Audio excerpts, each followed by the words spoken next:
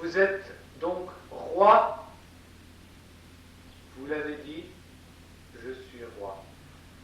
Au nom du Père et du Fils et du Saint-Esprit, ainsi soit-il. La Sainte Église fête donc en ce jour tout spécialement la royauté de notre Seigneur Jésus-Christ. Notre Seigneur est roi non seulement par nature, en tant qu'il est le Verbe de Dieu, qu'il est donc Dieu lui-même, qu'il est celui par qui le Père a tout fait, comme on le dit au début de l'évangile de Saint Jean. Par lui tout a été fait et rien de ce qui a été fait n'a été fait en dehors de lui. Et de même que lorsque nous faisons quelque chose, lorsque nous produisons quelque chose, cette chose nous appartient. Par le fait même, toute la création, que ce soit les anges, que ce soit les hommes ou que ce soit toutes les autres créatures, elles appartiennent par le fait même à celui qui les a créées, au Créateur, et donc au Verbe de Dieu, et donc à notre Seigneur Jésus-Christ. Et par l'union hypostatique en sa personne de la nature divine et de la nature humaine, par naissance également, en tant qu'homme, notre Seigneur est le roi des rois. Mais en tant qu'homme, il l'est en plus autrement, c'est par droit de conquête. Car par le péché originel de notre premier Père et par nos péchés personnels, nous nous sommes rendus captifs du démon. Nous sommes devenus comme les esclaves du démon. Et notre Seigneur nous a délivrés de cet esclavage. C'est lui qui a brisé les chaînes qui nous tenaient captifs par le sang de sa croix. Oui, vraiment, comme il est dit dans l'introïde de ce jour, oui, vraiment, il est digne, cet agneau qui a été immolé, qui est mort pour nous, qui a été mis à mort pour le rachat de nos péchés, de recevoir la divinité, la principauté, la royauté sur toute créature. Et il est digne, comme le dit saint Paul, qu'au nom de Jésus, tout genou fléchisse au ciel, sur terre et même dans les enfers.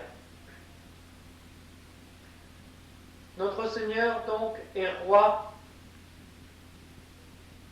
et en quelque sorte, comme nous le fait remarquer saint Augustin, c'est une miséricorde qu'il nous fait.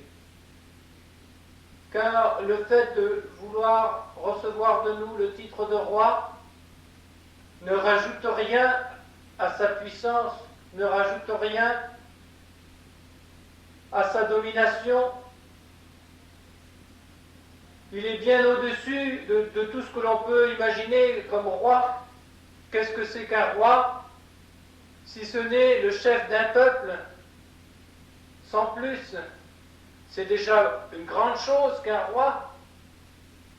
Et autant un roi ou un chef d'État domine son peuple, autant le souverain pontife, qui est le vicaire de notre Seigneur Jésus-Christ sur la terre, domine les autres rois, et c'est pourquoi il portait 3 couronnes, tandis que l'empereur en portait 2, et les autres rois n'en portaient qu'une.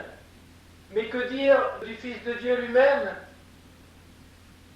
Il est bien au-dessus des autres rois, bien au-dessus des empereurs, et souverainement au-dessus aussi des pontifes, des souverains pontifes, des papes, qui ne sont que ses représentants et ses vicaires.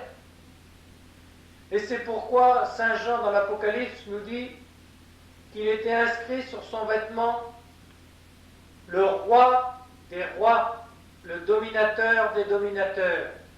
Il est bien au-dessus de toute principauté, de toute puissance, même des puissances angéliques, même de ce qu'il y a de plus grand parmi les anges.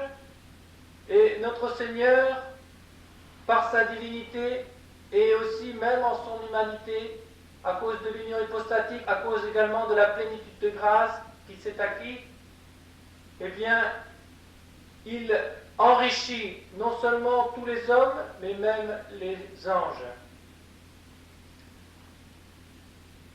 Cependant, quand on parle de royauté, on est trop porté à penser à des choses seulement terrestres, à une domination avec des forces armées, à payer un tribut, un impôt, comme le font tous les rois de la terre. Eh bien, la royauté de notre Seigneur n'est pas de ce type-là. Elle a tous les attributs de la royauté terrestre. Elle a le pouvoir judiciaire, car notre Seigneur nous a dit « Je suis venu ici-bas, non pas pour juger le monde, mais pour le sauver. » Mais ceci pendant sa vie terrestre. Mais il nous dit aussi « J'ai reçu de mon Père tout pouvoir. » Le Père ne juge personne, mais il a remis tout jugement à son Fils. Et nous savons qu'au jour du jugement dernier, c'est notre Seigneur Jésus-Christ qui jugera et les hommes et les anges. Il a donc le pouvoir judiciaire, il a le pouvoir législatif, c'est-à-dire que de même que c'est par lui, par le Verbe de Dieu, que la loi de Moïse a été donnée au monde, les 10 commandements sur le mont Sinaï, et toutes les autres prescriptions qui l'ont accompagné. De même, c'est notre Seigneur Jésus-Christ qui a parfait cette loi, qui l'a rendue supérieure à celle de l'Ancien Testament, qui a rajouté les conseils évangéliques, et dans le discours sur la montagne, il s'est montré un législateur souverain. Vous avez appris des anciens qu'il vous ait dit telle et telle et telle chose. Et moi, je vous dis, et ainsi de suite. Vous avez appris, par exemple, que vous pouviez donner à votre épouse le libelle de répudiation. Et moi, je vous dis qu'au commencement du monde, il n'en était pas ainsi. Eh bien, il n'en sera pas ainsi non plus dans le Nouveau Testament, que l'homme ne désunisse pas ce que Dieu a uni. Il a été dit, tu ne frapperas pas ton frère. Et moi je vous dis, celui qui traitera son frère de fou ou d'insensé, il est passible de la géhenne. Et etc. Notre Seigneur parfait la loi en souverain législateur. Et comme le pape Pie XI le fait remarquer dans sa belle encyclique Quas Primas, par laquelle il a inauguré cette fête, il l'a instituée solennellement, il ne serait pas vraiment roi s'il n'avait pas en plus le pouvoir coercitif, c'est-à-dire le pouvoir de punir, de châtier ceux qui ne respectent pas ses commandements. Et de fait, notre Seigneur châtie de beaucoup de façons, d'abord par les puissances judiciaires humaines. Il se sert des sociétés qui respectent la loi naturelle ou qui respectent encore mieux la loi chrétienne et qui jugent avec équité, et à travers eux, c'est le Verbe de Dieu qui châtie les coupables et qui récompense les bons. Il le fait aussi par les fléaux, par les épidémies, par les famines, par la guerre. Tout ça, ce sont des châtiments que nous attirent nos péchés. Il le permet aussi quelquefois par des maladies, par des accidents. Autant, certaines fois, ces maladies ne sont que des épreuves pour nous aider à nous détacher des choses de la terre et pour nous unir davantage à lui. mais d'autres fois aussi, ce sont des châtiments. Des châtiments, quand ils sont ici-bas, de toute façon, sont toujours des miséricordes. Car quand on est châtié ici-bas, parce qu'on a transgressé la loi de Dieu, alors on craint de la transgresser à nouveau, et on pense à la puissance de Dieu, on s'humilie devant Dieu et on demande pardon. Alors que quand on a le malheur de ne pas être châtié ici-bas, on a l'impression que le péché n'est pas si grave que cela, et par conséquent on continue et on multiplie et on ne craint pas Dieu. Et ça c'est une catastrophe parce que ceux qui n'auront pas expié ici-bas, eh bien ils auront à rendre compte au jour du jugement, et c'est surtout à ce moment-là que notre Seigneur exercera son pouvoir coercitif. Quand il dira « Retirez-vous de moi, maudits, et allez au feu éternel qui a été préparé pour Satan et pour ses anges. » Et également, quand il dira « Venez, les bénis de mon Père, recevoir le royaume des cieux qui vous a été préparé de toute éternité. » Donc notre Seigneur a en commun ces données essentielles avec les rois et les princes de cette terre. Mais néanmoins, il l'a d'une façon bien plus élevée. Il a voulu nous le faire comprendre quand, pendant la multiplication des pains, les gens l'entendaient parler comme il parlait, guérir les malades comme il les guérissait, faire marcher les boiteux, voir les aveugles, entendre les sourds, marcher les paralytiques, guérir des maladies incurables et même ressusciter les morts. Alors, nous dit l'Évangile, ils ont voulu le faire roi. Mais qu'est-ce qu'ils attendaient de lui? Un royaume temporel. Ils attendaient qu'il fasse une armée, qu'il chasse les Romains, qu'il instaure un royaume juif universel, d'une mer à l'autre, et qu'ils soumettent tous les hommes à leur pouvoir à eux. Voilà qu'était le rêve messianique juif. Alors notre Seigneur, pour leur montrer que ce n'était pas ce genre de royauté qu'il voulait instaurer sur la terre, eh bien, il s'est retiré sur la montagne, il s'est caché. Et quand Pilate l'interroge et qu'il lui dit « Vous êtes donc roi ?» Notre Seigneur lui dit « Vous l'avez dit, je suis roi. » Mais il lui dit aussi « Mon royaume n'est point de ce monde, n'est point d'en bas. Je ne reçois pas ma royauté du choix des hommes et ne veut pas s'exercer sur les hommes par les pouvoirs armés. Car, dit notre Seigneur à Pilate, si je devais être roi comme les rois de la terre, alors j'aurais des fidèles et une armée qui m'auraient défendu et qui n'auraient pas permis que je sois livré aux Juifs. Mais je ne suis pas roi de cette façon. Je suis roi par le bois de la croix. Regna vita ligno Deus, dit le psaume. C'est par le bois de la croix que notre Seigneur règne. Son règne n'est donc pas de la même nature. Il a en commun les pouvoirs essentiels que j'ai rappelés plus haut, mais il est en même temps tout à fait au-dessus. Ce n'est pas un royaume temporel, c'est un royaume spirituel. Et ce royaume spirituel que notre Seigneur devait fonder, eh bien, il a été prédit par le prophète Daniel.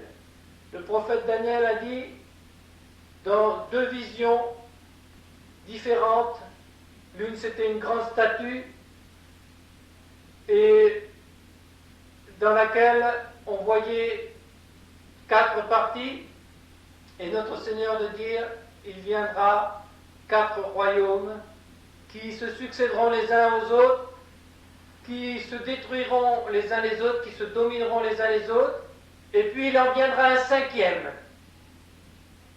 Et ce 5e-là, il occupera toute la terre, et il ne sera jamais ôté jusqu'à la fin. Le premier, c'était le royaume des Assyriens et des Babyloniens. Le deuxième, ça a été celui des Perses et des Mèdes, qui a été moins glorieux, moins riche que le précédent, mais plus puissant. Le troisième, ça a été un royaume qui était très puissant aussi, et surtout puissant par son génie spirituel, ça a été l'Empire grec, qui a répandu partout la pensée, la philosophie, qui a répandu partout l'intelligence et l'usage de la raison, mais qui en même temps, sur le plan religieux, était lamentable, et sur le plan des mœurs, encore plus. Et enfin, un autre royaume de fer, celui-là, plus puissant que tous les autres, et qui a subjugué tous les autres, et qui a été encore plus puissant que les trois précédents, ça a été l'Empire romain. Et de cet Empire romain, il était dit qu'une petite pierre se détacherait de la montagne qui était comme la montagne du peuple élu, qui était la montagne de la très sainte Vierge Marie. Et cette petite pierre viendrait percuter la statue et la réduirait en poudre, et sur cette pierre se fondrait une immense montagne. Eh bien, cette pierre angulaire qu'ont rejetée les bâtisseurs, qui est devenue la pierre d'angle, c'est notre Seigneur Jésus-Christ lui-même. Et sur cette pierre a été fondée une autre montagne, un nouveau royaume, le royaume de notre Seigneur Jésus-Christ, qui a duré jusqu'à la fin et qui doit durer jusqu'à la fin. Ce royaume, c'est la Sainte Église. Et les vicaires de notre Seigneur Jésus-Christ sont ses représentants, sont ses lieutenants ici-bas. Et c'est pourquoi il est dit, tu es Pierre. Notre Seigneur a donné à Simon d'avoir le rôle que lui-même avait, en quelque sorte, d'être la pierre de fondement. Tu es Pierre, et sur cette pierre je bâtirai mon Église. Voilà donc le royaume que notre Seigneur a fondé, ce royaume du Christ, c'est la Sainte Église catholique et romaine. Et c'est pourquoi, très souvent, dans l'Évangile, quand il nous est parlé du royaume de Dieu, il est à la fois question du royaume des cieux, mais il est aussi question, très souvent, du royaume de la Sainte Église. Et Saint Grégoire le Grand, le pape, nous le fait remarquer quand, par exemple, il est dit « Le royaume des cieux est semblable à 10 vierges, dont 5 sont insensées et 5 sont justes. » Alors le Saint Pape, le Saint Docteur de l'Église nous dit ça ne peut pas être le royaume des cieux, car il n'y a pas d'insensé au royaume des cieux. C'est le royaume de la Sainte Église. Voilà donc le royaume qui a été fondé par notre Seigneur Jésus-Christ, qui est un royaume spirituel, qui ne vient pas gêner ni concurrencer les règnes terrestres, mais au contraire, qu'il vient établir d'une façon plus excellente que les princes de la terre eux-mêmes tiennent leur pouvoir de Dieu. C'est ce que notre Seigneur dit à Pilate. Tu n'aurais aucun pouvoir sur moi s'il ne t'avait été donné d'en haut. Et au contraire, l'Évangile, bien loin de concurrencer ces royaumes terrestres, a au contraire rendu tous les peuples dociles à leur chef. Et il y a eu des royaumes, effectivement, qui ont été d'une splendeur et d'une grandeur beaucoup plus grande que celle qu'avait connue l'Antiquité. Il était aussi prédit par les prophètes, notamment dans les psaumes, que tous les rois le serviront. Et effectivement, du temps de la chrétienté, tous les rois l'ont servi. Des rois comme Saint Ferdinand de Castille, des rois comme Saint Louis, des rois comme Saint Édouard le Confesseur, le roi d'Angleterre qu'on fêtait il n'y a pas longtemps, des rois comme l'empereur Saint Henri Ier, des rois comme Saint Étienne de Hongrie, et tous ceux qui n'étaient pas saints, mais qui pliaient aussi le genou devant le Saint-Sacrement. Quand on dit des rois, ce peuvent être aussi des chefs d'État, comme les chefs de la République de Venise, ou encore, comme au début de ce siècle, le président Garcia Moreno, le président de l'Équateur, qui, le jour de la procession du Saint-Sacrement, voulait marcher pieds nus devant l'archevêque qui portait le Saint-Sacrement en tenant l'ombrellino, pour bien montrer que, tout en étant le chef de l'État, il n'était qu'un petit serviteur devant notre Seigneur. Voilà donc cette royauté de notre Seigneur qui a été réalisée dans les faits, et qui a été réalisée dans les faits en ce sens que notre Seigneur a régné sur les sociétés.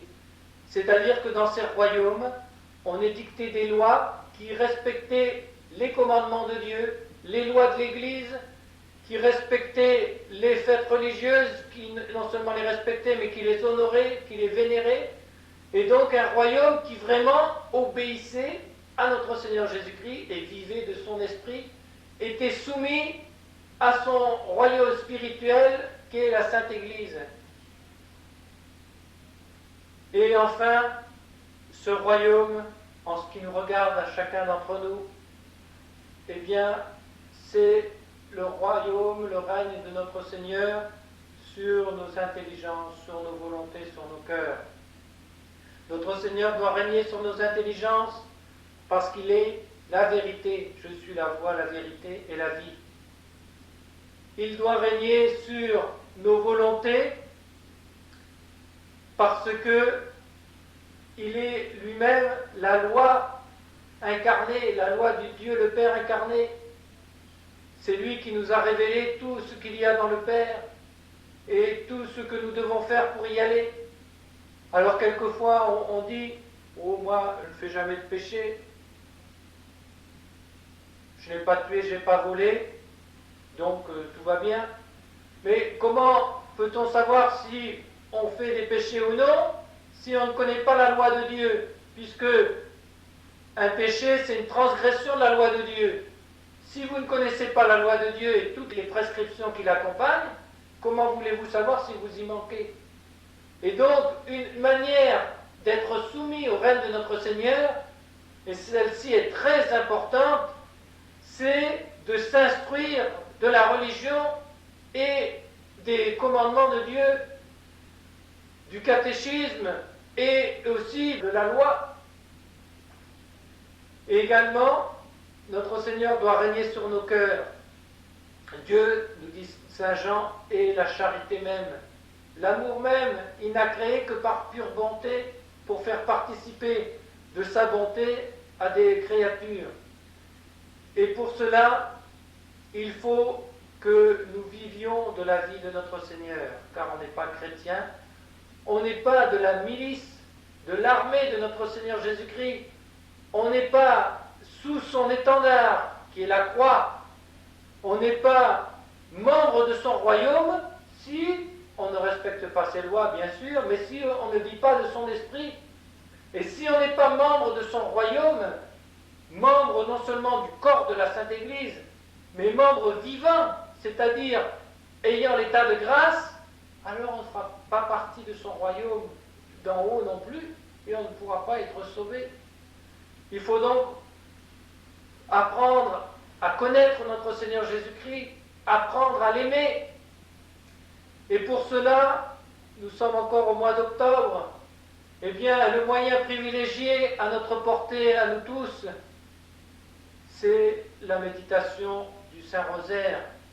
Parce que par la méditation du Saint-Rosaire, on revient sur les mystères de la vie de notre Seigneur, on fréquente notre Seigneur, on apprend à le connaître, on est dans l'intimité de notre Seigneur, auprès de Notre-Dame, auprès des apôtres, et on s'imbibe de l'Esprit de notre Seigneur. Et comme nous le fait encore remarquer le pape Pie XI dans Quas Primas,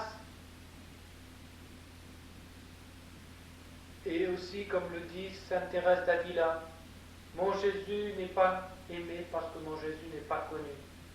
Eh bien, il n'y a pas eu d'être dans l'histoire humaine qui ait été plus aimé que notre Seigneur Jésus-Christ. Il n'y a personne qui a, par l'amour qu'il a suscité de sa personne, qui a suscité un dévouement à notre Seigneur, comme le Sacré-Cœur l'a fait, et même, non seulement à notre Seigneur en lui-même, mais à notre Seigneur dans ses membres, à notre Seigneur dans le prochain. Regardez comment la Sainte Église catholique a produit des œuvres de charité de tous les côtés. Elle a ouvert des hôpitaux, elle a soigné les malades, elle a été enseignée dans les nations d'Afrique, des Indes, etc. Essayer de leur faire participer à notre civilisation. Elle a vraiment donné le meilleur d'elle-même à tout le monde pour l'amour de notre Seigneur Jésus-Christ.